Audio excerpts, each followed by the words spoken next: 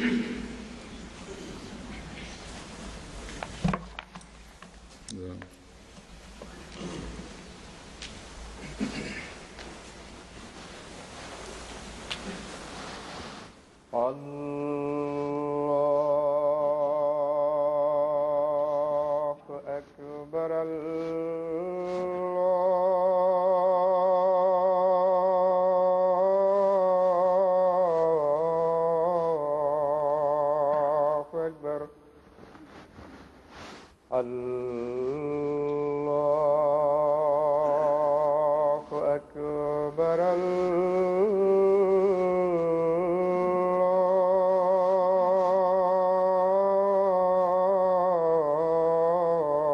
الله أكبر. أشهد أن لا إله إلا الله. أشهد أن لا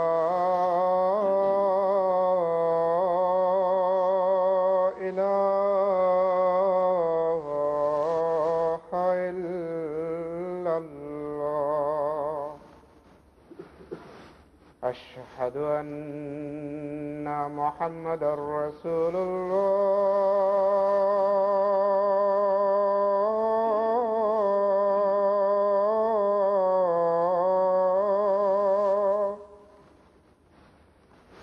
أشهد أن محمدا رسول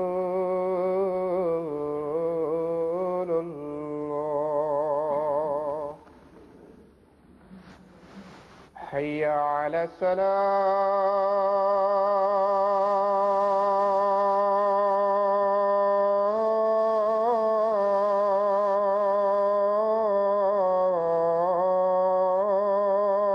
الصلاة. حي على الصلاة.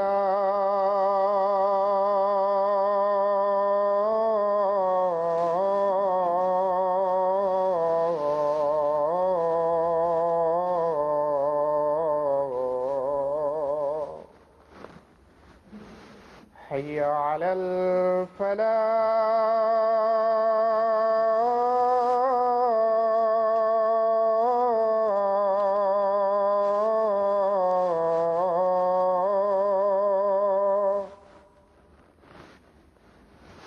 حي على الفلاح.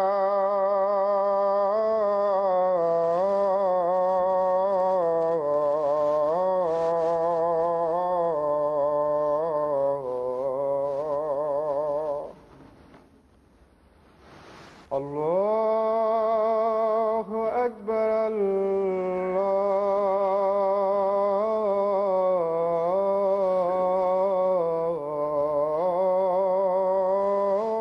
الله أكبر. لا إله إلا الله.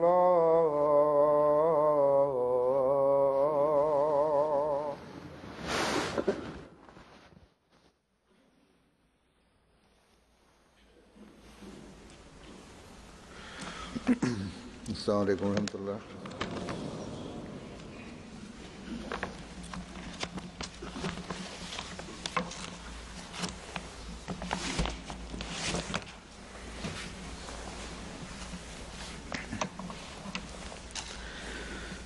أشهد أن لا إله إلا الله وحده لا شريك له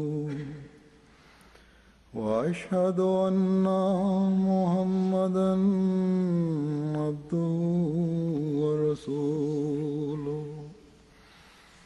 أما بعد فأعوذ بالله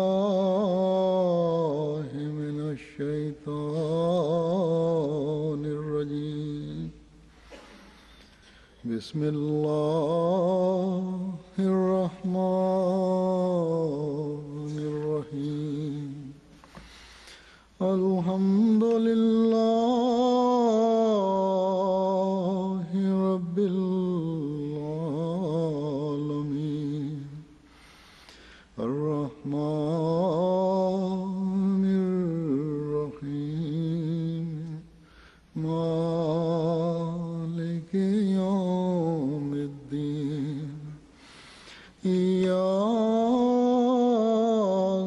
نعبد وإياك نستعين اهدنا الصراط المستقيم صراط الذين أنعمت عليهم غير المغضوب عليهم ولا الضالين.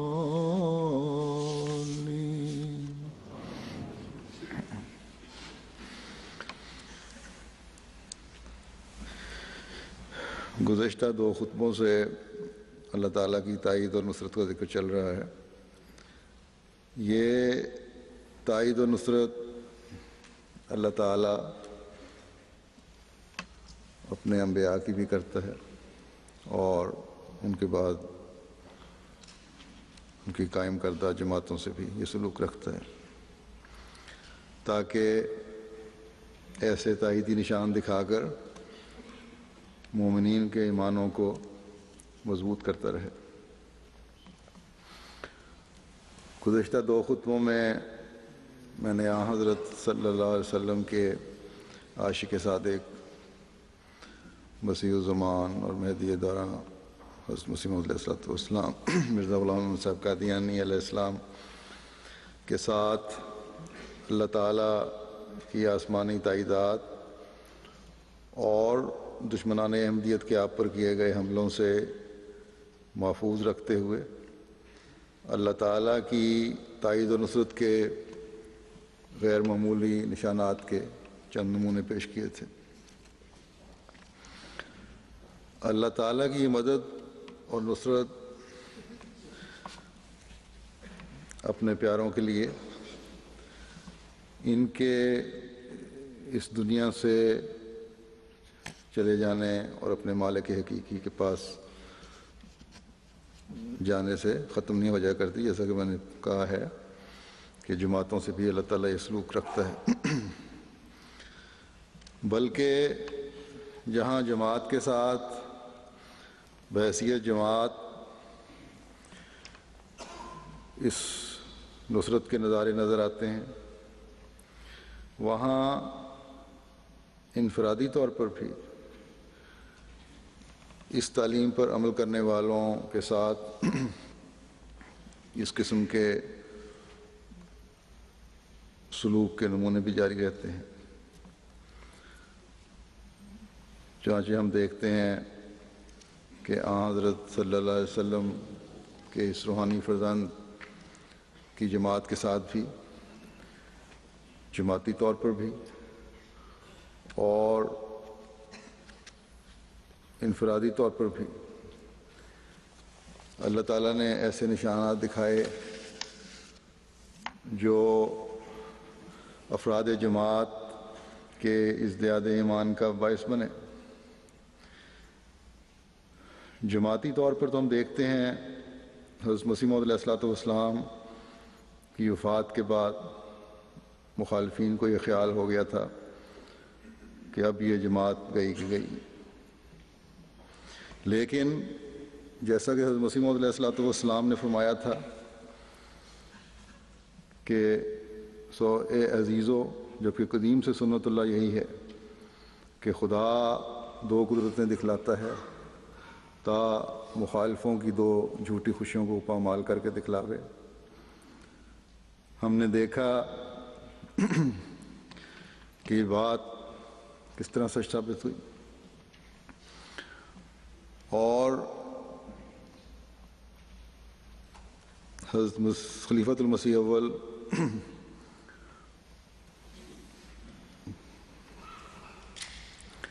کو اللہ تعالیٰ نے خلافت کی رضا پہنا کر مخالفین کی خوشیوں کو پامال کر دیا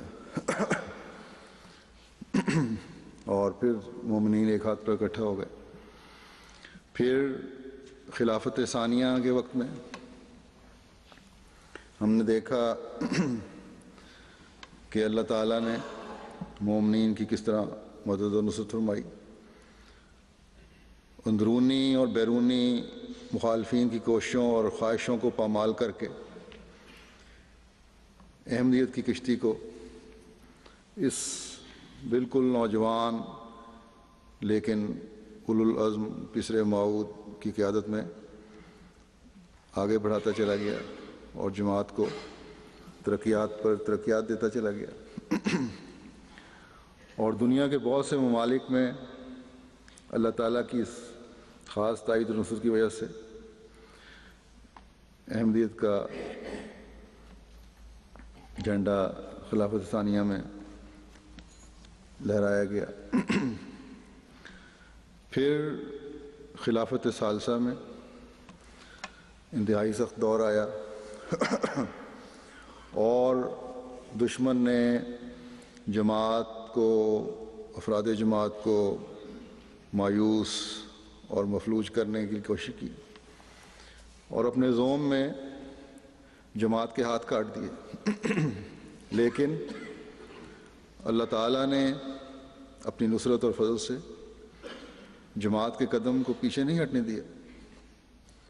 یہ قدم آگے ہی آگے بڑھتا چلا گیا، بلکہ ایک دنیا نے دیکھا کہ مخالفین کے نہ صرف ہاتھ کٹے بلکہ گردنیں بھی اڑا دی گئیں، اور یہ کسی انسان کا کام نہیں ہے بلکہ خالصتاً اللہ تعالیٰ کی تائید و نصرت کے نظارے ہیں۔ پھر خلافت رابعہ کے دور میں مخالفین نے خیال کیا کہ اب ہم نے ایسا داؤ استعمال کیا ہے، یا ایک مخالفین کے سرغنے نے خیال کیا کہ اب میں نے ایسا داؤ استعمال کیا ہے کہ اب جماعت احمدیہ ہر طرف سے بند گئی، کوئی راستہ نہیں اس کے لیے، اور اب یہ اپنی موت آپ مر جائے گی۔ لیکن جیسا کہ بے شمار الہامات سے اللہ تعالیٰ نے حضرت مسیح موعود علیہ الصلوۃ والسلام سے وعدہ فرمایا تھا کہ میں تیری مدد کروں گا، حضرت مسیح موعود علیہ الصلوۃ والسلام کے اس خلیفہ راشد کی بھی اللہ تعالیٰ نے مدد فرمائی، اور دشمن اپنی تمام تر تدبیروں اور مکروں کے باوجود نظام خلافت کو مفلوج اور ختم کرنے میں ناکام اور نامراد ہوا۔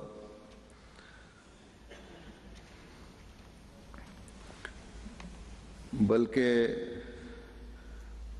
اپنے وعدے کے مطابق اللہ تعالیٰ کے نے کہ میں تیری تبلیغ کو زمین کے کناروں تک پہنچاؤں گا، اللہ تعالیٰ نے ایسے راستے کھلوائے اور اس طرح مدد فرمائی کہ دشمن بیچارہ دانت پیستا رہ گیا۔ اور ہم سب جانتے ہیں ایک بہت بڑا ذریعہ یہ تبلیغ کے پہنچانے کا آج کل MTA کے ذریعے سے ہے۔ پھر حضرت خلیفۃ المسیح رابع رحمہ اللہ تعالیٰ کی وفات کے بعد مخالفین اس امید پر تھے کہ شاید اب یہ انتہا ہو چکی ہے، اس لیے شاید اب زوال شروع ہو جائے جماعت کا۔ لیکن بیوقوفوں کو یہ پتہ نہیں کہ اللہ تعالیٰ کے منصوبے کیا ہیں۔ اللہ تعالیٰ نے جس مسیح الزمان کو اپنی تائید و نصرت کے وعدوں کے ساتھ اس زمانے میں بھیجا ہے، وہ نصرت نہ مخالفین کی خواہشوں سے ختم ہونی ہے، نہ ان کی کوششوں سے ختم ہونی ہے انشاءاللہ، اور نہ کسی وقت یا کسی خاص فرد کے ساتھ یہ وابستہ ہے نصرت۔ یہ نصرت کے وعدے حضرت مسیح موعود علیہ الصلوۃ والسلام سے ہیں، اور حضرت مسیح موعود علیہ الصلوۃ والسلام کی اس پیاری جماعت سے یہ وابستہ ہیں، جیسا کہ حضرت مسیح موعود علیہ الصلوۃ والسلام نے فرمایا ہے۔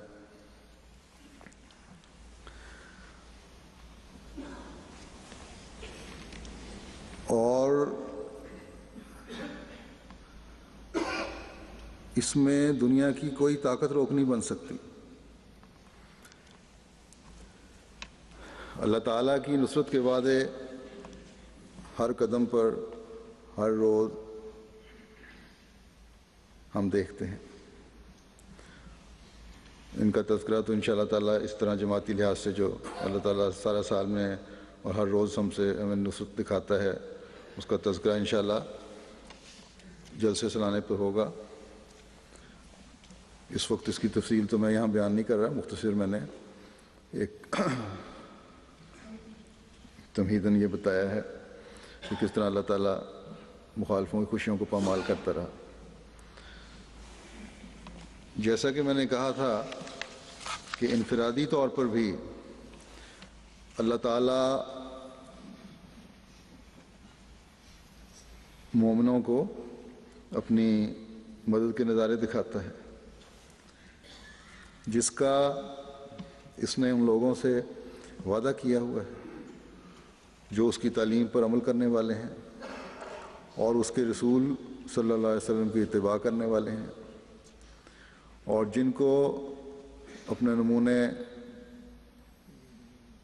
قائم کرنے کی اللہ تعالیٰ نے تاکید فرمائی ہے اور حکم دیا ہے کہ نمازوں کو قائم کرو، مالی قربانیوں میں آگے بڑھو اور اللہ تعالیٰ کو مضبوطی سے پکڑ لو اور اللہ اور رسول اور نظام خلافت کی مکمل اطاعت کرو، تو پھر دیکھو گے کہ تمہیں بھی اللہ تعالیٰ ہر قدم پر اپنی تائید و نصرت کے نظارے دکھائے گا۔ اور جس طرح حضرت صلی اللہ علیہ وسلم کے زمانے میں اور پھر آپ کے خلفائے راشدین کے زمانے میں یہ نمونے ہمیں تاریخ دکھاتی ہے، بتاتی ہے، مسیح محمدی کے ماننے والوں میں بھی انتہائی کڑے وقتوں میں اللہ تعالیٰ کی نصرت کے نظارے ہم دیکھتے ہیں۔ اس وقت میں ایسے ہی بزرگوں کے چند واقعات پیش کرنے لگا ہوں جن سے پتہ چلتا ہے کہ اللہ تعالیٰ کس طرح اپنے مسیح و مہدی کے ماننے والوں اور میدان عمل میں کام کرنے والوں کی مختلف مواقع پر مدد فرماتا رہا ہے اور فرما رہا ہے آج بھی۔ یہ اس بات کا ثبوت ہے کہ یقیناً حضرت مسیح موعود علیہ الصلوۃ والسلام خدا تعالیٰ کے پیارے بندے ہیں، اور اللہ تعالیٰ مومنوں کے ایمان کو مضبوط کرنے کے لیے ان کو یہ نظارے دکھاتا ہے۔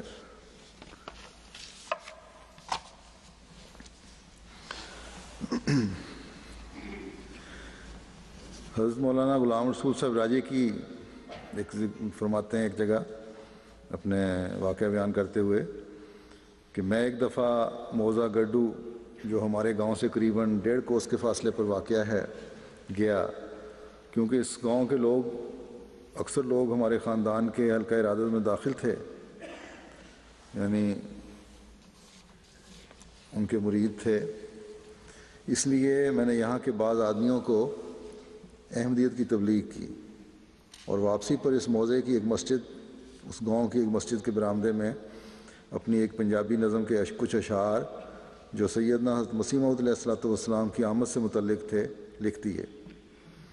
اتفاق کی بات ہے کہ اس وقت جو گاؤں کا نمبردار چودھری اللہ بخش تھا وہ کہیں مسجد میں ہی غسل خانے میں تھے، طہارت کر رہا تھا۔ اس نے مجھے مسجد سے نکلتے ہوئے دیکھ لیا، اور راستہ میں وہاں کے امام مسجد مولوی کلیم اللہ نے بھی مجھے دیکھا۔ تو کہتے ہیں جب یہ دونوں آپس میں ملے تو انہوں نے میرے جنون احمدیت کا ذکر کرتے ہوئے مسجد کے برآمدے میں ان اشعار کو پڑھا، اور یہ خیال کرتے ہوئے کہ اب ہماری مسجد اس مرزائی نے پلید کر دی ہے، یہ تجویز کیا کہ 7 مضبوط جوانوں کو میرے پیچھے دوڑایا جائے، جو میری مشکیں باندھ کر پکڑ کر مجھے اپنے پاس لے آئیں۔ ان کے پاس لے جائیں۔ کہتے ہیں پھر ان کا منصوبہ یہ تھا کہ پھر میرے ہاتھوں ہی میرے لکھے ہوئے اشعار کو مٹوا کر مجھے قتل کر دیا جائے۔ چنانچہ انہوں نے اس منصوبے کو عملی جامہ پہنانے کے لیے 7 جوانوں کو میرے پیچھے دوڑایا، مگر اس زمانے میں بہت تیز چلنے والا تھا، اس لیے میں ان جوانوں کے پہنچنے سے پہلے ہی اپنے گاؤں آ گیا اور وہ خائب و خاسر ناکام لوٹ گئے۔ تو دوسرے دن اسی گاؤں کا ایک باشندہ جو والد صاحب کا مرید تھا اور ان لوگوں کے بد ارادوں سے واقف تھا، صبح ہوتے ہی ان کی خدمت میں حاضر ہوا، یعنی ان کے والد صاحب کی، اور سارا ماجرا کیا سنایا۔ کہتے ہیں والد صاحب نے مجھے سننے کے بعد کہا کہ جب ان لوگوں کے تمہارے متعلق ایسے ارادے ہیں تو احتیاط کرنی چاہیے۔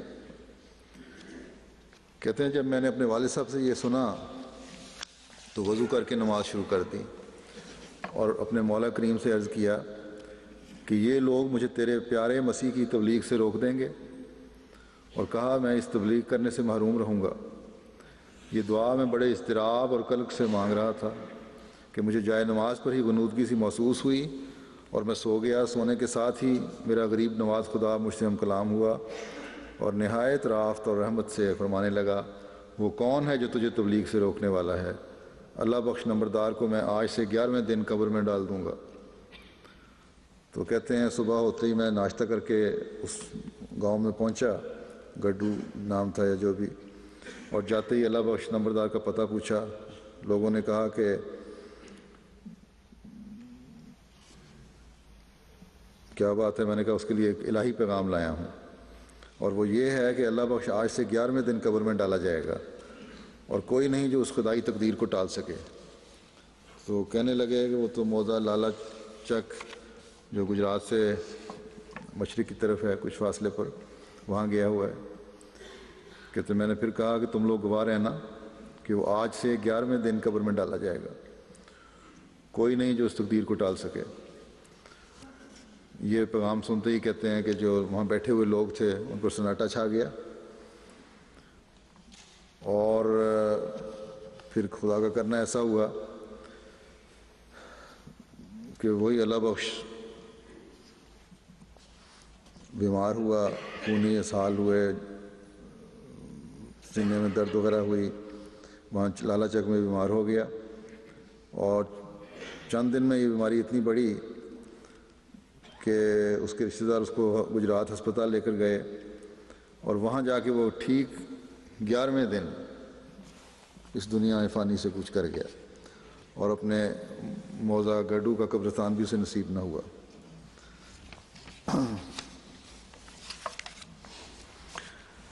پھر ایک واقعہ حضرت مولانا نذیر احمد صاحب مبشر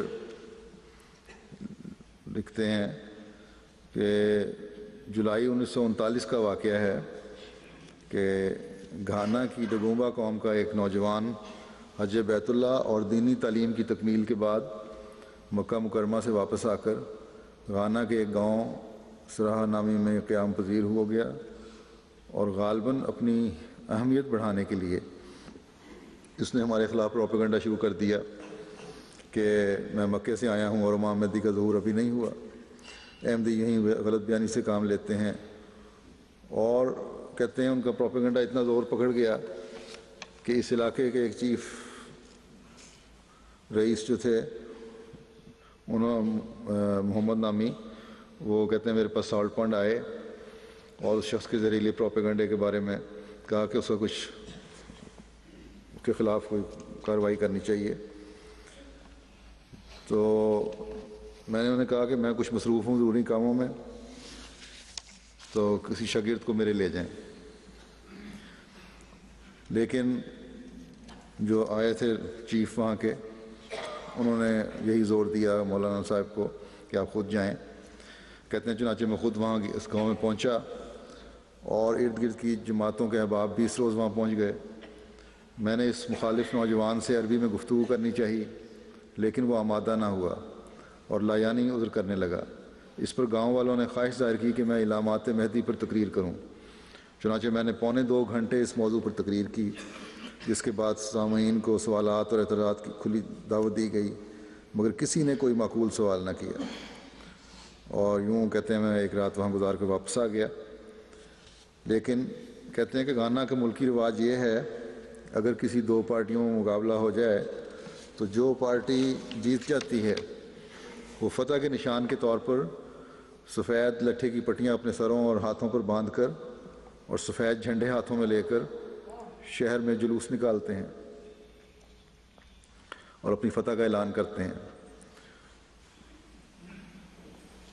تو انہوں نے بھی، دوسری پارٹی نے باوجود اس کے کوئی جواب نہیں دے سکے، یہ جلوس نکالا اور اعلان کیا کہ ہماری فتح ہوئی ہے اور مہدی ابھی نہیں آیا کیونکہ زلزلہ نہیں آیا۔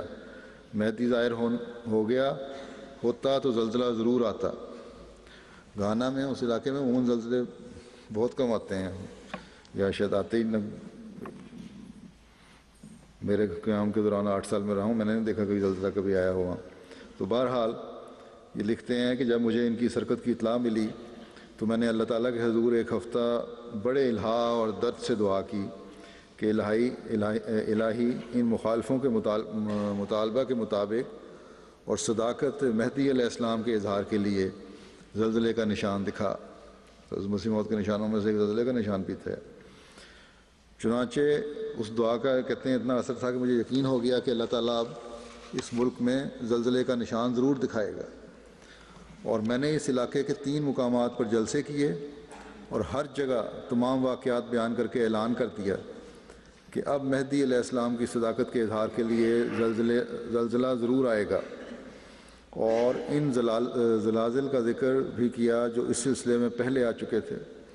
چنانچہ ابھی 2 ہی مقام پر جلسہ ہوا تھا اور تیسرے مقام کی جگہ کا انتظام کیا جا رہا تھا کہ جمعرات اور جمعے کی درمیانی رات کو عشاء کے وقت سارے گھانا میں شدید زلزلہ آیا، اور زلزلے سے دوسرے روز جب میں اپنے ہیڈ کوارٹر سالٹ پوائنٹ واپس جا رہا تھا تو جہاں سے میں گزرتا لوگ مجھے دیکھ کر تعجب کرتے ہوئے کہتے تھے کہ اس شخص نے کہا تھا زلزلہ ضرور آئے گا جو آ گیا ہے۔ اور مشرکین اور عیسائی بھی اپنے 2 تارے بجا کر اعلان کرنے لگے کہ مسلمانوں کا مہدی آ گیا ہے کیونکہ زلزلہ آ گیا ہے۔ تو پھر اس زلزلے کے بعد کہتے ہیں میں نے عربی اور انگریزی میں ایک ٹریکٹ شائع کر کے امام مہدی کے آنے کی بشارتیں دیں، اور اس وجہ سے پھر اس علاقے میں ہی، ان کے قریب کے علاقے میں، اس زلزلے کو دیکھ کر 180 افراد نے فوری بیعت کر لی۔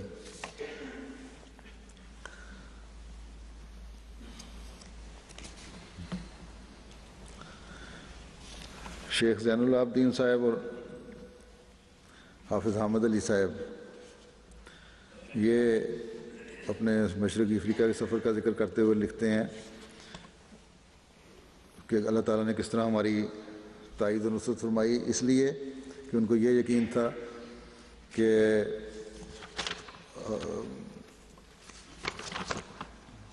حضرت صاحب کی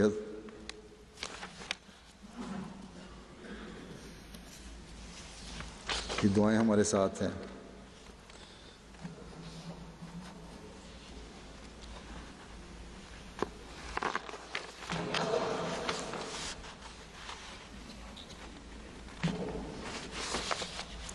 اس کا واقعہ یہ ہے کہ کہتے ہیں کہ ہم جہاز پر روانہ ہوئے اور 1000 افراد سفر کر رہے تھے۔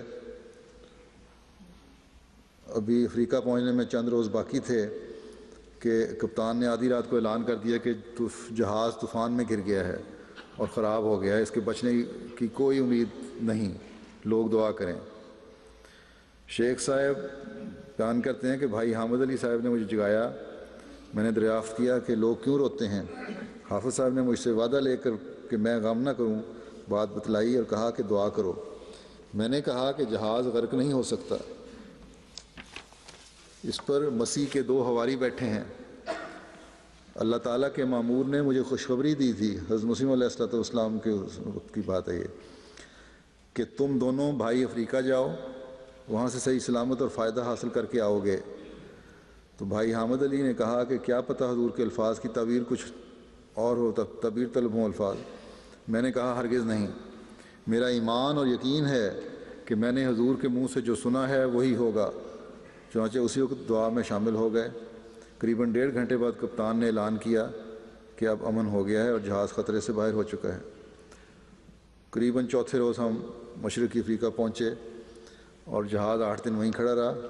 پھر وہ زنجبار کو روانہ ہوا اور راستہ میں 1 دن کے بعد غرق ہو گیا ان کو چھوڑنے کے بعد۔ تو کہتے ہیں کہ میرے چچا شہاب الدین صاحب نے بٹالہ میں اخبار میں یہ خبر پڑھی، سامان لینے گئے تھے سودا سلف، تو انہوں نے گھر آ کر بھائی فقیر علی کو بتایا۔ انہوں نے کہا کہ گھر میں نہیں بتانا، لیکن حضرت مسیح موعود علیہ السلام کی خدمت میں یہ خبر ضرور پہنچانی ہے۔ دونوں قادیان آئے اور حضرت صاحب سے مل کر رونے لگ پڑے۔ حضور نے اس کی وجہ پوچھی تو انہوں نے یہ خبر بیان کی اور کہا کہ وہ دونوں غرق ہو گئے ہوں گے۔ فرمایا ہرگز نہیں، دیکھیں آپ کو بھی کتنا یقین تھا، وہ زندہ ہیں، جاؤ اور جا کر دیکھو، تمہارے گھر میں جو ڈاک آئے گی اس میں ضرور تمہارے بھائیوں کا خط ہوگا، اور میری طرف بھی خط آ رہا ہے۔ اگر مجھے پہلے خط پہنچا تو میں آپ کو پہنچا دوں گا، اور اگر آپ کو پہلے مل گیا تو مجھے پہنچا دینا۔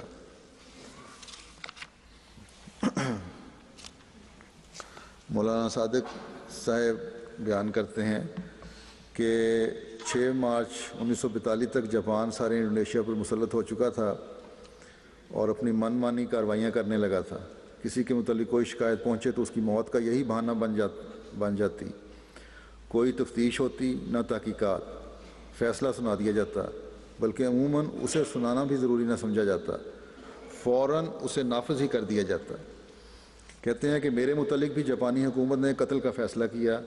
اطلاع دینے والے نے بتایا کہ میرے متعلق 2 شکایات بھیجی ہیں۔ نمبر 1 یہ کہ جماعت احمدیہ انگریزی حکومت کی مداح ہے۔ نمبر 2 یہ کہ تمام علماء اسلام سماٹرا نے یہ فتویٰ دیا ہے کہ جاپان کی انگریزوں اور امریکہ سے یہ جنگ جہاد فی سبیل اللہ ہے۔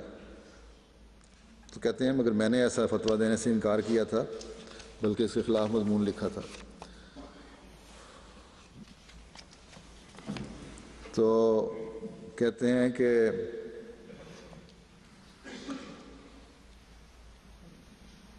اس پر میں نے جماعت کو تلقین کی کہ نماز تہجد کی ادائیگی کا التزام کیا جائے، اس میں باقاعدگی اختیار کی جائے اور دعا کی جائے، اور اگر کسی کو کوئی خواب آئے یا کشف یا کوئی نظارہ نظر آئے تو مجھے بتایا جائے۔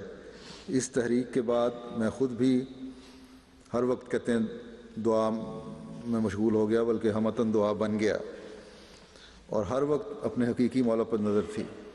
کہتے ہیں مجھے خوب یاد ہے کہ چوتھی رات تہجد کی نماز کے بعد فجر سے پہلے میں ذرا لیٹا تو ایک دیوار پر موٹے حروف میں لکھا ہوا دکھائی دیا کہ دانیال نبی کی کتاب کی 5ویں فصل پڑھو۔ اذان ہوئی، نماز فجر کے لیے اٹھا، دوستوں کو جو حاضر تھے اپنے خواب سے مطلع کیا، دانیال نبی کی کتاب کی 5ویں فصل دیکھی۔ اس میں کیا لکھا تھا کہ بخت نصر کے بعد اس کا بیٹا بلشزر بادشاہ ہوا، یہ بت پرست بھی تھا اور ظالم بھی۔ اس نے ایک خواب دیکھا تھا، ایک خواب ہے لمبا، اس نے تعبیر پوچھی اکٹھے کر کے لوگوں کو، اور لیکن ان سب نے کہا کہ ہم تو اس کی تعبیر نہیں آتی۔ آخر دانیال بادشاہ کے حضور حاضر کیا گیا اور اس نے کہا ہے بادشاہ، یہ اللہ تعالیٰ کی طرف سے ہے اور اس میں لکھا یہ گیا ہے، ان زبان ہے کچھ جس کے معنی یہ ہیں کہ یہ معنی ہے کہ خدا نے تیری مملکت کا حساب کیا اور اسے تمام کر ڈالا، یعنی ختم کر دیا۔ اور پھر دوسرے لفظ کے یہ معنی ہیں کہ تو ترازو میں تولا گیا اور کم نکلا۔ اور تیسرے لفظ کے یہ معنی ہیں کہ تیری سلطنت منقسم ہوئی اور مادیوں اور فارسیوں کو دی گئی۔ جس دن نبی دانیال نے یہ خبر تعبیر بتائی اسی دن بلشزر قتل ہوا اور دارا مادی نے 62 برس کی عمر میں مملکت سنبھالی۔ تو یہ خواب دیکھی تھی انہوں نے کہ پڑھو، اور وہاں جب پڑھی گئی تھی یہ اس کا مضمون تھا۔ تو اس پہ وہ کہتے ہیں کہ کہ اس سے بالوضاحت معلوم ہوتا ہے کہ جاپانی حکومت کا بھی وہی حشر ہوگا جو بیلشزر حکومت کا ہوا تھا۔ میرا یہ خواب اپریل 1945 کے آخر یا مئی کے ابتدا کا ہے، اور اس وقت کئی سکھ اور ہندو دوستوں کو بھی یہ خواب سنا دیا گیا تھا۔ چنانچہ اسی سال 14 ماہ اگست کو ناگاساکی اور ہیروشیما پر ایٹم بم برسائے گئے اور جاپانی حکومت کا تختہ الٹ کر رکھ دیا گیا۔ انہی دنوں جاپانی حکومت کے کاغذات میں سے خط نکلا جس میں 23-24 اگست 1945 کی رات 65 آدمیوں کے قتل کا فیصلہ درج تھا، اور سر فہرست خاکسار کا نام تھا، مولانا صادق صاحب کا۔ تو اللہ تعالیٰ نے اس طرح ان کو محفوظ رکھا۔ گویا کہتے ہیں گویا اس فیصلے کے نافذ ہونے میں صرف 10 دن باقی تھے کہ خدائے قادر و قیوم نے، جو اپنے عاجز بے کس بندوں کی سنتا ہے، جاپانی حکومت کو تباہ کر دیا، اور قبل اس کے خدا کے ساجد بندے پر ہاتھ ڈالے، اس کے ہاتھ بلکہ تمام قوار کو شل کر کے رکھ دیا۔ کہتے ہیں کہ خوب یاد رکھیے، یہ جو کچھ ہوا وہ میری کسی ذاتی خوبی کی وجہ سے نہیں ہوا، بلکہ جو کچھ ہوا وہ حضرت مسیح الزمان مہدی دوران مرزا غلام احمد علیہ الصلوۃ والسلام کی سچائی کے اظہار کے لیے بطور نشان آسمانی ظاہر ہوا، کیونکہ اسی پیارے کی پیروی کی وجہ سے مجرم گردانا جا رہا تھا۔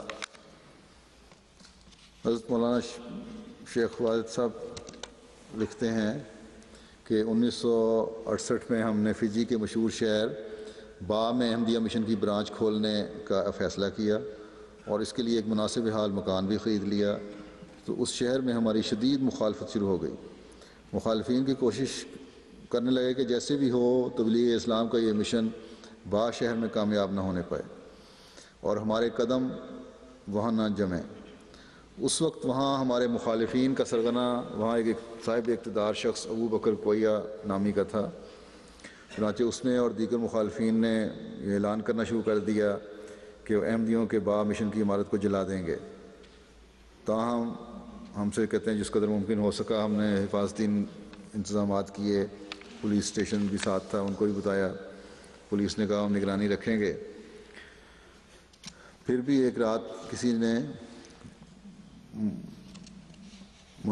کسی طرح مخالفین کو مشن کو نقصان پہنچانے کا موقع مل گیا، اور ان میں سے کسی نے ہمارے مشن ہاؤس کے ایک حصے میں تیل ڈال کر آگ لگا دی، اور یہ یقین کر کے کہ اب آگ ہر طرف پھیل جائے گی، کیونکہ لکڑی کا حصہ تھا، لکڑی کو تو فوراً آگ لگ جاتی ہے، اور ہمارے مشن ہاؤس کو خاک سیاہ کر دے گی۔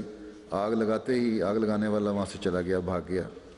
لیکن خدا کا کرنا کیا ہوا کہ ہمیں پتہ لگنے سے پہلے ہی وہ آگ بغیر کوئی نقصان پہنچائے خود ہی بجھ گئی یا بجھا دی گئی۔ بہرحال تو اگلے دن کہتے ہیں ہم سفر پہ تھے، اگلے دن ہم واپس آئے تو ہم نے دیکھا کہ عمارت کی اس طرف جہاں عمارت کا اکثر حصہ لکڑی کا تھا آگ لگائی گئی تھی، جس سے چند لکڑی کے تختے جل گئے، مگر وہ آگ بڑھنے سے قبل ہی بجھ گئی۔ چنانچہ اسی روز اس کی مرمت بھی کرا دی گئی۔ جب کہتے ہیں جب ہم یہاں جگہ جہاں نقصان ہوا تھا اس کا جائزہ لے رہے تھے تو مبلغ انچارج مولانا نور الحق صاحب انور نے اس جلے ہوئے کمرے پر کھڑے ہو کر بڑے دکھ بھرے انداز میں آہ بھر کر کہا کہ جس نے اللہ تعالیٰ کے دین اسلام کی اشاعت کا یہ مرکز جلانے کی کوشش کی ہے، خدا اس کے اپنے گھر کو آگ لگا کر راکھ کر دے۔ چنانچہ خدا کا کرنا ایسا ہوا کہ اس کے چند روز بعد اچانک با میں ہمارے مخالفین کے سرغنہ ابو بکر کوئیہ کے گھر کو آگ لگ گئی، اور باوجود بجھانے کی ہر کوشش کے اس کا وہ رہائشی مکان سارے کا سارا جل کر راکھ ہو گیا۔ پھر مولانا غلام حسین صاحب کے متعلق ہے کہ کہتے ہیں جب انگریز واپس آنے لگے تو دونوں طرف سے گولہ باری ہو رہی تھی۔ ایک گولے کے پھٹنے سے محلے میں آگ لگ گئی جہاں وہ رہتے تھے، اور آگ نے بڑھتے بڑھتے اس جگہ کے قریب آنا شروع کر دیا، ان کے گھر کے بڑی تیزی سے پھیلتی جا رہی تھی۔ احباب جماعت اس کو دیکھ کر بڑے پریشان ہو گئے۔ مولوی صاحب کے مکان کے پاس لکڑیاں جل رہی تھیں، خیال تھا کہ سامان نکالنا بھی مشکل ہے۔ اس وقت آدمیوں نے سامان نکالنا چاہا تو مولوی صاحب نے منع کر دیا اور کہا فکر نہ کرو، حضرت مسیح موعود علیہ الصلوۃ والسلام کا الہام ہے کہ آگ ہماری غلام بلکہ غلاموں کی بھی غلام ہے، آگ انجمن احمدیہ کا کچھ نہیں بگاڑ سکتی۔ چنانچہ اللہ تعالیٰ نے اپنے کمزور اور بے بس بندوں کی آواز کو سنا اور ان کی دعا کو قبول فرمایا. اور مولوی صاحب کے منہ سے ان الفاظ کا نکلنا تھا کہ آگ فوراً پلٹ گئی اور بیچ سے چند مکان چھوڑ کر آگے پیچھے گھروں کو جلا دیا، لیکن اتنا حصہ محفوظ رہا اور جو ساتھ کے مکان تھے وہ بھی محفوظ رہے. حضرت مولانا غلام رسول صاحب راجی کی رضی اللہ تعالیٰ عنہ بیان کرتے ہیں کہ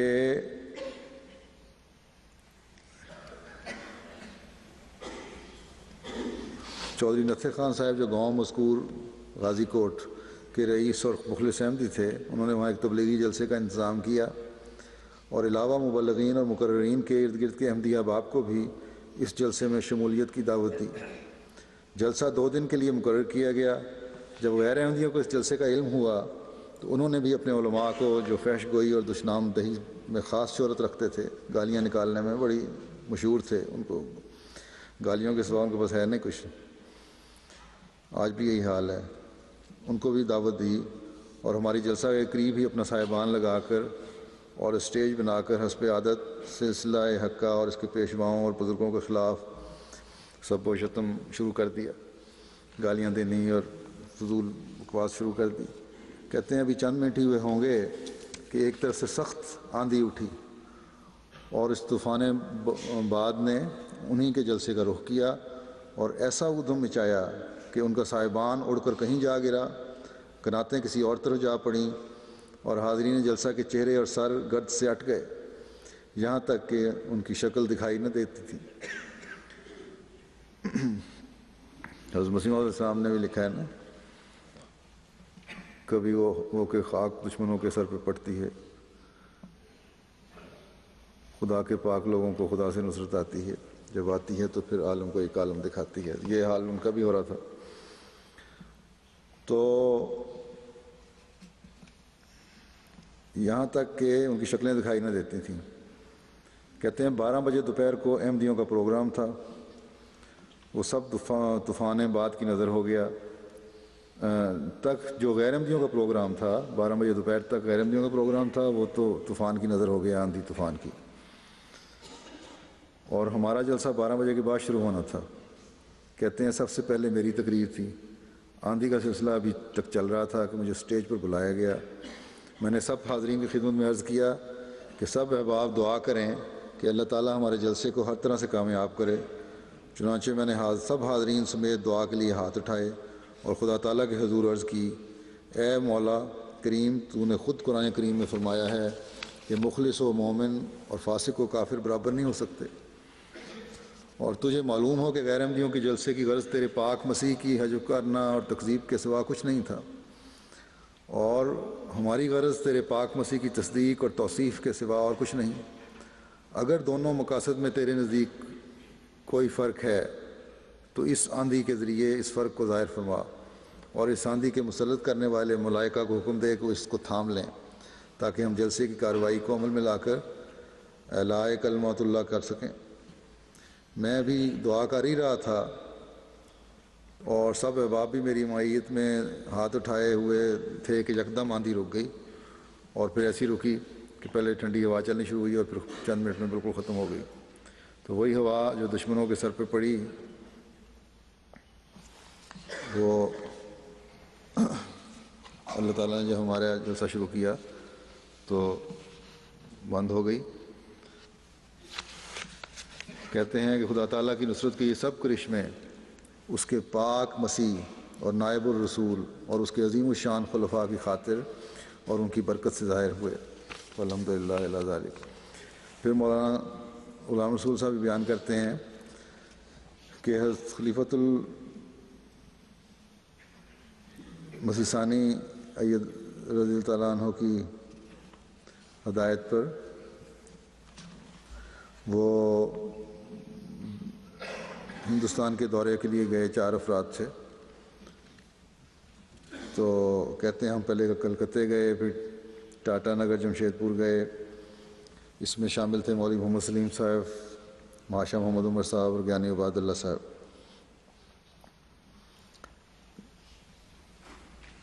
کہتے ہیں کیرنگ میں بڑی جماعت ہے جو مولوی عبدالرحیم صاحب پنجابی کے ذریعے قائم ہوئی تھی.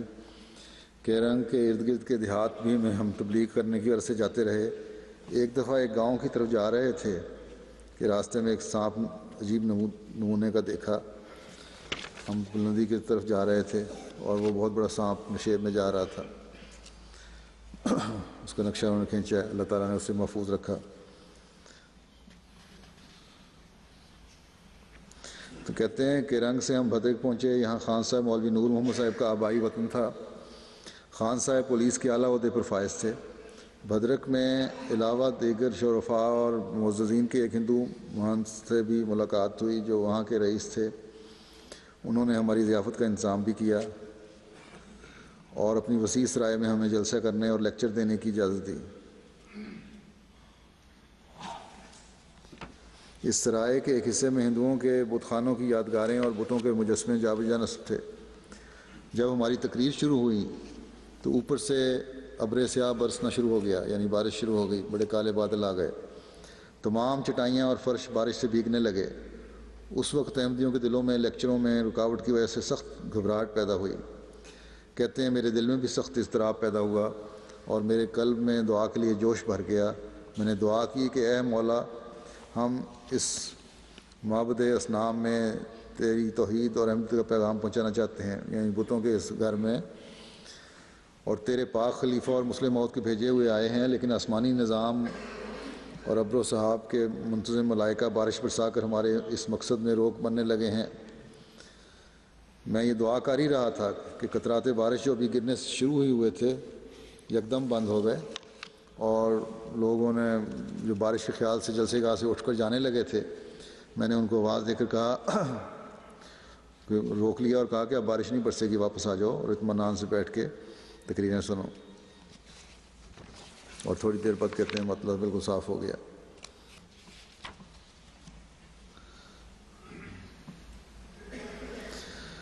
مولانا محمد صادق صاحب اپنا بھی ایک واقعہ لکھتے ہیں انڈونیشیا کا کہ پاڈانگ شہر میں حضرت مولوی رحمت علی صاحب مرحوم ایک احمدی درزی مکرم محمد یوسف صاحب کی دکان پر بیٹھے تھے کہ ہالینڈ کے ایک عیسائی بشپ پادری اپنے ساتھیوں سمیت تبلیغ کرتے ہوئے وہاں نکلے اور مولانا صاحب سے ان کا اسلام اور عیسائیت پر تبادلہ خیالات شروع ہو گیا، جسے سننے کے لیے لوگ بکثرت وہاں جمع ہو گئے۔ اسی اثناء میں موسلا دھار بارش شروع ہونے لگی۔ اس علاقے میں جب بارش شروع ہوئی ہو تو کہتے ہیں کہ اس علاقے میں جب بارش شروع ہو تو کئی گھنٹے رہتی ہے۔ تو جب بحث کرنے کے بعد وہ پادری صاحب دلائل کا مقابلہ نہ کر سکے، عاجز آ گئے، تو اپنی شکست اور ناکامی پر پردہ ڈالنے کے لیے حضرت مولانا صاحب کو انہوں نے کہا کہ اگر واقعی عیسائیت کے مقابلے میں تمہارا مذہب اسلام سچا اور افضل ہے تو اس وقت ذرا اپنے اسلام کے خدا سے کہیے کہ وہ اپنی قدرت کا کرشمہ دکھائے اور اس موسلا دھار بارش کو یکدم بند کر دے۔ چنانچہ اس کا یہ مطالبہ کرنا ہی تھا کہ مولانا صاحب نے بلا ہی لہجت اپنے زندہ خدا پر کامل بھروسہ کرتے ہوئے بڑی پراعتماد آواز میں بارش کو مخاطب کرتے ہوئے کہا، اے بارش، تو اس وقت خدا کے حکم سے تھم جا اور اسلام کے زندہ اور سچے خدا کا ثبوت دے۔ کہتے ہیں کہ اسلام کے خدا پر قربان جائیے کہ اس کے بعد چند منٹ بھی نہ گزرنے پائے تھے کہ بارش تھم گئی اور وہ پادری اور سب حاضرین اللہ کے عظیم نشان پر بڑے حیران رہ گئے، انگشت بزندہ رہ گئے۔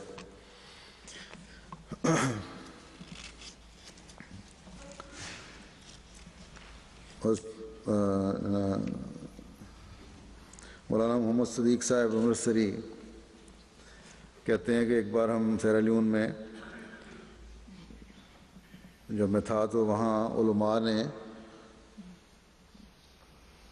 چیفوں کو خوش کرنے کے لیے یہ فتویٰ دے دیا تھا کہ سگریٹ، تمباکو، پائپ، نسوار وغیرہ سے روزہ نہیں ٹوٹتا، یہ روزہ رکھ کے یہ بھی شک استعمال کر لو، کچھ نہیں ہوتا، کیونکہ یہ چیزیں پیٹ میں نہیں جاتی۔ تو جب ہم ان کو صحیح باتیں بتاتے تھے تو بڑے ناراض ہوتے تھے اور ہمارے تحفے بھی واپس کر دیتے تھے چیف اس بات پر۔ تو اسی طرح کے ایک چیف نے ایک جگہ ان کو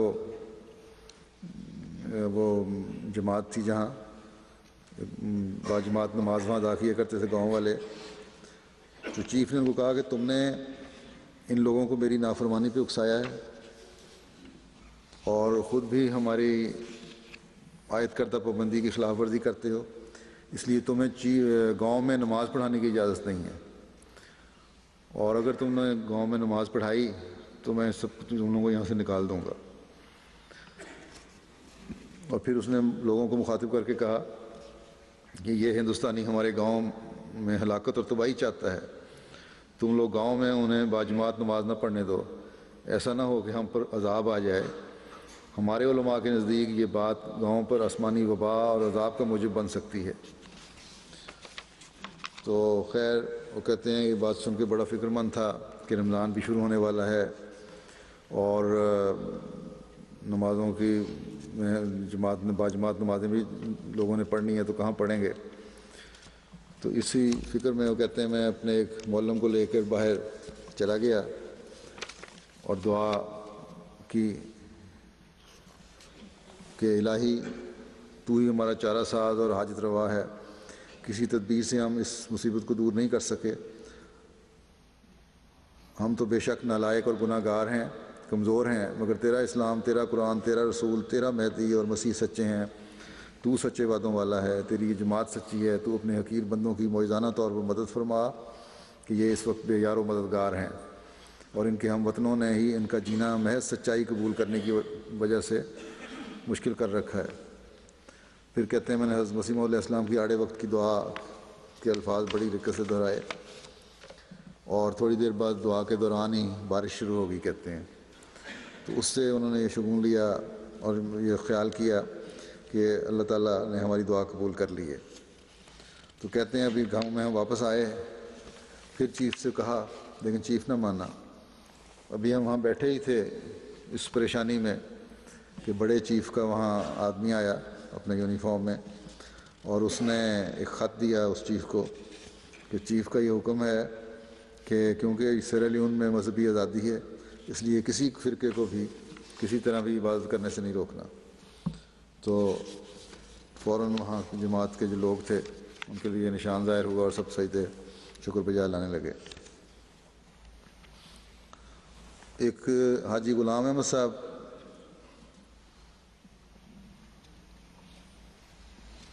ساکن بنگا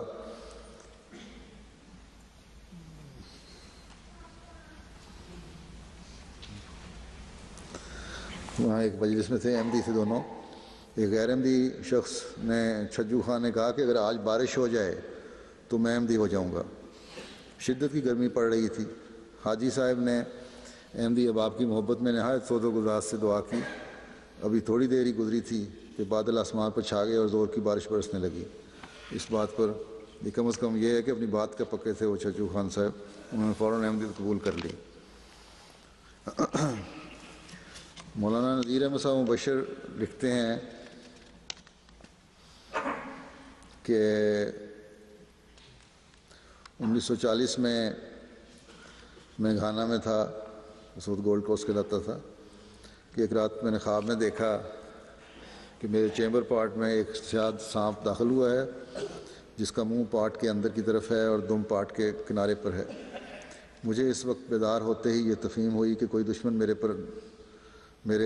پر در پہ آزار ہے۔ چنانچہ اسی روز فجر کی نماز کے بعد جب میں مبلغین کلاس کے طلباء کو قرآن کریم با ترجمہ پڑھا رہا تھا، میں نے طلباء کو بتایا کہ گزشتہ شب میں نے ایسا خواب دیکھا ہے جس سے ظاہر ہوتا ہے کہ کوئی دشمن مجھ پر یا جماعت کو کوئی نقصان پہنچانا چاہتا ہے۔ کہتے ہیں ابھی گفتگو میں نے ختم نہیں کی تھی خواب بیان کی کہ ان طلباء میں سے ایک طالب علم نے مجھ سے مخاطب کر کے کہا مولوی صاحب آپ کا خواب پورا ہو گیا، وہ دیکھیں ہمارے مشن ہاؤس کے گرد 2 درجن پولیس والے گھیرا ڈالے کھڑے ہیں۔ چنانچہ کہتے ہیں میں وہاں گیا تو پولیس والے کھڑے تھے، ایک سادہ لباس والا میری طرف آیا اور ایک اس کے ہاتھ میں کچھ کاغذات تھے۔ تو مولوی صاحب کہتے ہیں میں نے اسے ہنس کے کہا میرے خلاف کوئی وارنٹ کی گرفتاری لائے ہو؟ اس نے ہنستے ہوئے جواب دیا کہ ہاں یہ آپ کی تلاشی کے وارنٹ ہیں۔ تو اس نے اس کے بعد سپاہی بھی آ گئے لکھا کہ آپ کے پاس تلاشی کے وائس بارے میں لکھا ہے کہ آپ کے پاس ٹرانسمیٹر ہے جس کے ذریعے آپ جرمنی کو خبریں پہنچا رہے ہیں اور آپ کے پاس اسلحہ بھی ہے. کہتے ہیں میں نے سن کے ہنستے ہوئے کہا کہ بے شک میری اور مشن ہاؤس کی تلاشی لے لو اور جہاں اسلحہ اور ٹرانسمیٹر رکھا ہوا ہے اپنے قبضہ میں لے لو. چنانچہ انہوں نے تلاشی لینی شروع کی. نظر کیا آنا تھا، بہرحال ناکام ہو گئے. پھر انہوں نے کہا ہم نے دفتر فائنینشیل سیکرٹری کے دفتر کی بھی تلاشی لینی ہے، وہاں لی، وہاں بھی ناکامی ہوئی. پھر انہوں نے اسکول کی ہاسٹل کی تلاشی لینی چاہیے. تو میں نے ان کو کہا کہ وارنٹ تو تمہیں صرف میرے گھر کے ہیں، لیکن بہرحال تم لوگ تلاشی لے لو تاکہ تمہاری تسلی ہو جائے. جب ساری تلاشی لی اور ناکامی ہوئی، کچھ نہیں ملا ان کو، شرمندہ ہو کر چلے گئے. تو پھر انہوں نے آخر کہا کہ اچھا وہاں سے فارغ ہو کے آگے کیا ہوا، فوری انتقام اللہ میاں کا اس طرح ہوا کہ کہتے ہیں کہ یہاں سے فارغ ہو کے ان کو رپورٹ ملی پولیس کو. موقع ملتا ہے نا پولیس کو، جہاں جائیں کچھ ہاتھ آ جائے تاکہ کچھ نہ کچھ آمدنی ہو جائے. پولیس اتنی صاف تو ہوتی نہیں ان ملکوں میں. تو شراب کشید کرنے کہیں سے اطلاع ملی. وہ وہاں پہنچ گئے، وہاں جا کے مجرم کو پکڑ لیا اور وہاں سے بوتل شراب کی لے لی. تو جب شراب کی بوتل پکڑی ہوئی تھی، ان مجرموں میں سے کسی نے اس انسپکٹر کے ہاتھ میں پکڑی بوتل کو ہاتھ مار کے توڑ دی اور اس کا ہاتھ زخمی ہو گیا. تو اس کے بعد خیر پہلے یہ زخم ہوا، پھر اس کار پہ جس پہ وہ آ رہا تھا راستے میں اس کا ایکسیڈنٹ ہو گیا اور ایک گہرے کھڈ میں جا گری گاڑی اس کی. اس کی بیوی نے بھی اسے کہا کہ تم نے جو احمدیوں کے امیر مولوی مبشر سے کا ساتھ جو سلوک کیا ہے اس کی وجہ سے یہ سب تمہارے ساتھ ہو رہا ہے، اس سے معافی مانگو. تو کہتے ہیں کہ دراصل یہ شرارت ایک متعصب اسسٹنٹ ڈپٹی کمشنر کی تھی جو رومن کیتھولک تھا. چنانچہ یہ تلاشی وغیرہ کا سلسلہ ختم ہوا تو میں نے چیف کمشنر کے پاس پہنچ کر شکایت کی کہ اب آپ کی پولیس نے اس طرح ہمارے خالص مذہبی اور تبلیغی مشن سے زیادتی کی ہے. اس پر اس نے مجھ سے پوچھا کہ آپ کو کس پر شک ہے. میں نے کہا کہ میرا خیال ہے کہ اسسٹنٹ کمشنر سالٹ پانڈ نے یہ کچھ کروایا ہے. چنانچہ کچھ عرصے بعد اس کی تبدیلی شانٹی کر کے اسے ڈپٹی کمشنر بنا دیا گیا. کہتے ہیں اس پر میں نے تہجد میں دعا کرتے ہوئے اللہ تعالیٰ سے عرض کیا کہ میرے مولا، وہ شخص جس نے تیرے دین کی توہین کی یا کرائی اور اسے یہ ترقی کیسی ہے، یعنی اسے تو عبرتناک سزا ملنی چاہیے تھی. کہتے ہیں میری دعا کے چند دن بعد اس متعصب دشمن اسلام پر ایک وہاں کا بخار ہے، بلیک واٹر فیور، اس کا حملہ ہوا اور اس سے وہ فوت ہو گیا.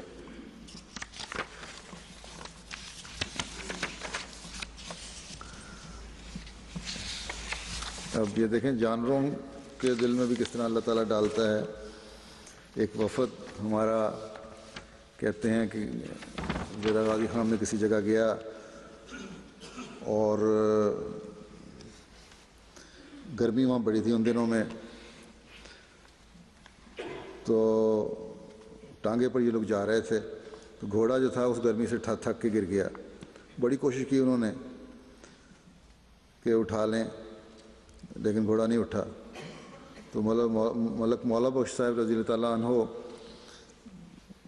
جو تھے وہ انہوں نے کہا ٹھیک ہے گھوڑا نہیں اٹھتا، تو وہ پیدل روانہ ہو گئے، اگلے گاؤں جانا تھا.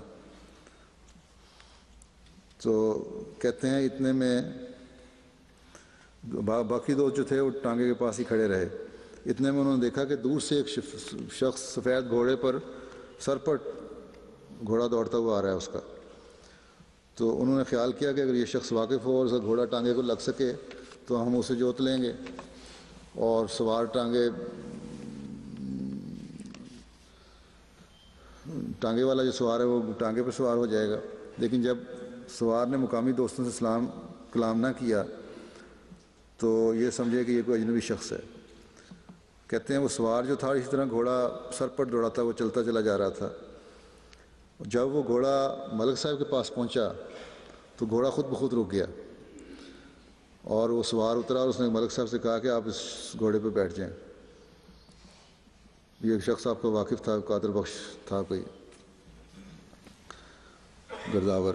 تو ملک صاحب نے عذر کیا اور کہا کہ آپ چلیں میں پیدل آ جاتا ہوں، لیکن اس نے کہا کوئی بات نہیں، بات نہ کریں بلکہ اس پر بیٹھ جائیں، یہ ایک عجیب واقعہ ہے۔ چنانچہ دریافت کرنے پر اس نے کہا کہ چند سال سے میں روزانہ اس گھوڑی پر بستی رندہ سے اپنے حلقے کو جاتا ہوں۔ وہاں گاؤں ہے ایک بستی رندہ ڈیرہ غازی خان میں، اور کبھی اس گھوڑی نے ابھی کان تک نہیں ہلایا اور میرے اشارے پر چلتی ہے، مگر آج اس کو پتہ نہیں کیا ہوا کہ جب گاؤں سے میں نکلا ہوں تو یہ واپس مڑ گئی اور بھاگنا شروع کیا، اور میں نے بہت کوشش کی اسے روکنے کی لیکن نہیں رکی۔ یہ دیکھیے باغیں کھینچتے کھینچتے اس کو روکنے کے لیے میرے ہاتھ بھی سرخ ہو گئے ہیں، لیکن آپ کے پاس پہنچ کر یہ خود بخود ٹھہر گئی ہے، آپ خود سوار ہو جائیں۔ چنانچہ اس نے گھوڑی نے بڑے آرام سے پھر ملک صاحب کو اگلے گاؤں میں پہنچا دیا، بستی رندہ میں جہاں پہ جانا تھا، کوٹ چٹھا۔ تو یہ کہتے ہیں کہ عین وقت پر غیب سے نصرت الہی کے پہنچنے کی وجہ سے ملک صاحب یہ سمجھتے تھے کہ وفد چونکہ حضرت مسیح موعود علیہ السلام کے سلسلے کا ایک کام کرنے کو گیا تھا، اور ملک صاحب موصوف پیدل چلنے کے عادی نہ تھے، بالخصوص موسم گرما میں، اس لیے خدا تعالیٰ نے غیب سے ہی انتظام و سہولت پہنچا دی، گھوڑے کے دل میں بھی ڈال دیا کہ تم وہیں جا کے رکو۔ حضرت مسیح موعود علیہ السلام فرماتے ہیں دعا کا ذکر کرتے ہوئے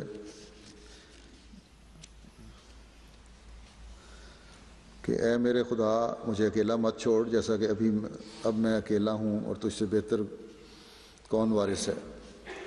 یعنی اگرچہ میں اس وقت اولاد بھی رکھتا ہوں اور والد بھی اور بھائی بھی، بہت شروع کی بات ہے، دعا کرتے ہیں یہ اللہ تعالیٰ سے، لیکن روحانی طور پر ابھی میں اکیلا ہوں، اور تجھ سے ایسے لوگ چاہتا ہوں جو روحانی طور پر میرے وارث ہوں۔ یہ دعا اس آئندہ امر کے لیے پیش گوئی تھی۔ فرماتے ہیں کہ یہ دعا اس آئندہ امر کے لیے پیش گوئی تھی کہ خدا تعالیٰ روحانی تعلق والوں کی ایک جماعت میرے ساتھ کر دے گا جو میرے ہاتھ پر توبہ کریں گے۔ تو پھر اس کا ذکر کیا اور فرماتے ہیں کہ میرے لیے یہ عمل کافی ہے کہ ہزارہا آدمیوں نے میرے ہاتھ پر اپنے طرح طرح کے گناہوں سے توبہ کی ہے، اور ہزارہا لوگوں میں بعد بیت میں نے ایسی تبدیلی پائی ہے کہ جب تک خدا کا ہاتھ کسی کو صاف نہ کرے ہرگز ایسا نہیں ہو سکتا۔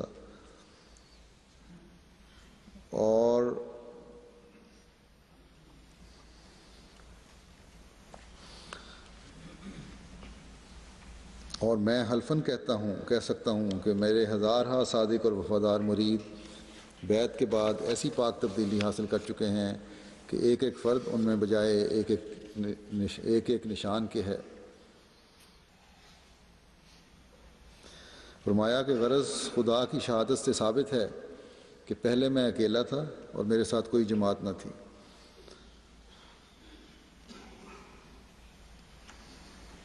اور اب کوئی مخالف اس بات کو چھپا نہیں سکتا کہ اب ہزارہا لوگ میرے ساتھ ہیں۔ پس خدا کی پیشگوئیاں اس قسم کی ہوتی ہیں جن کے ساتھ نصرت اور تائید الہی ہوتی ہے۔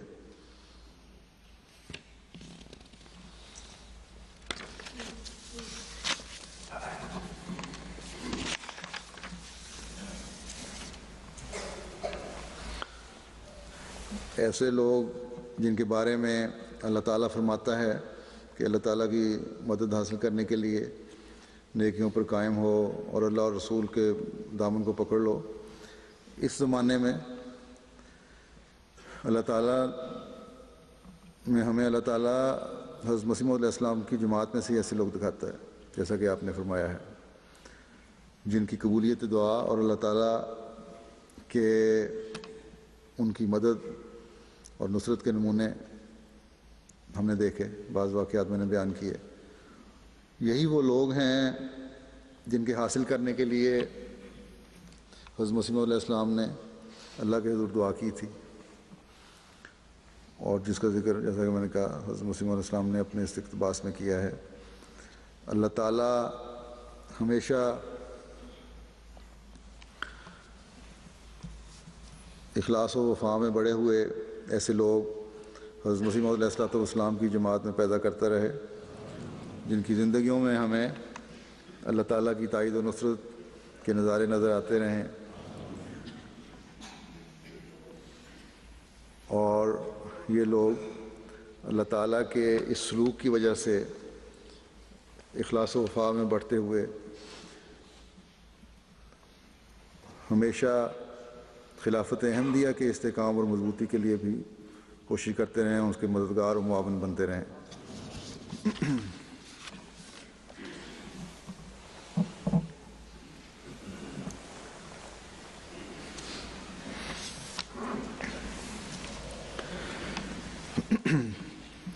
الحمد لله نحمده ونستعينه ونستغفره ونؤمن به ونتوكل عليه ونعوذ بالله من شرور أنفسنا ومن سيئات أعمالنا من يهده الله فلا مضل له ومن يضلله فلا هادي له ونشهد أن لا إله إلا الله ونشهد أن محمدا عبده ورسوله عباد الله رحمكم الله إن الله يأمر بالعدل والإحسان وإيتاء ذي القربى وينهى عن الفحشاء والمنكر والبغي يعظكم لعلكم تذكرون اذكروا الله يذكركم وادعوه يستجب لكم ولذكر الله